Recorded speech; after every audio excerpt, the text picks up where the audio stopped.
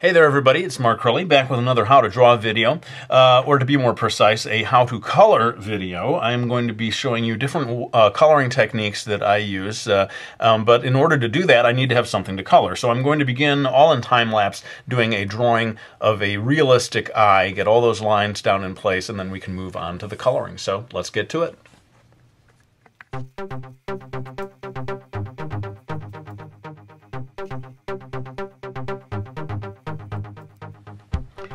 Alright, so we've got the basic lines in place. Now a lot of you might be saying, hey, that was all in time-lapse, it's impossible to keep up with that. Well, the good news is I've got other videos where I do show pretty much line by line how to get to this stage. So I'll make links to those videos if you want to follow along with that. But for now, we're going to move on into the color. The materials I'm using are watercolors that come from tubes like this, Grumbacher, Winsor, Newton. Any good art supply store is going to have these kinds of watercolors and just an ordinary brush. And I'm going to start by putting down a very light wash of color. That means a lot of water, very little paint, just to get something down. The paper I'm using is Strathmore Bristol smooth surface, nice and thick so it doesn't wrinkle up when you start watercoloring. So let's go ahead and get into it.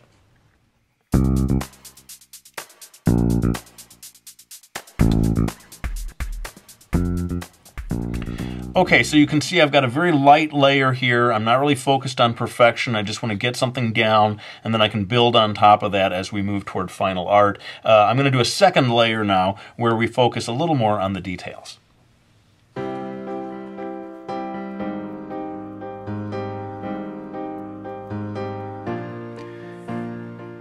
Alright, now we're making progress, but what I want to do right now is switch to colored pencils, and I should stress that this is just my technique. I don't mean that everybody does this. Everyone really finds their own way of doing things, but I like to switch at some point to colored pencils, tighten things up a little, and then we can kind of come back to watercolors after I'm done with that. So let's go ahead and tighten this up, as I said, with colored pencils.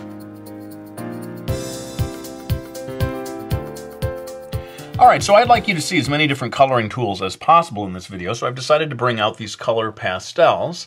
And these are great for creating kind of smeary, foggy, misty effects. So have a look at this as we add a layer of colored pastel.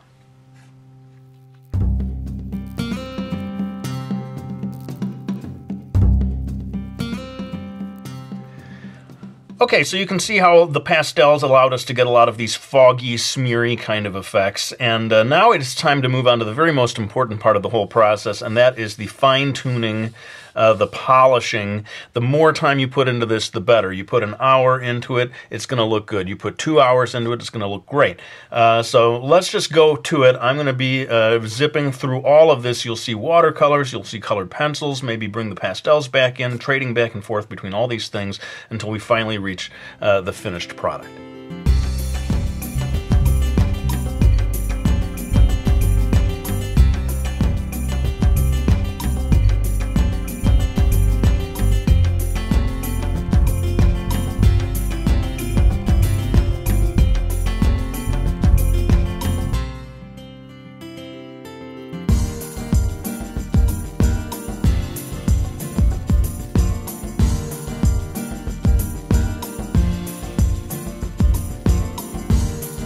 Alright, well, as usual, I went through an awful lot of stuff in time-lapse there, but let's consider this a sort of overview video that shows you all my various materials that I use in coloring something. I did want to say that this is white gouache here. It's a kind of water-based opaque paint, and that's what I use to add highlights. Usually wait until the very end of the process before adding these. It gives that effect of sort of glistening light, and that can really be that final touch that finishes off the illustration for you. But I think it's time for me to go ahead and lay down this brush, and I want to thank anyone who's got my Meeky Falls graphic novel series, or Brody's Ghost from Dark Horse, now available in book fairs as a Scholastic edition.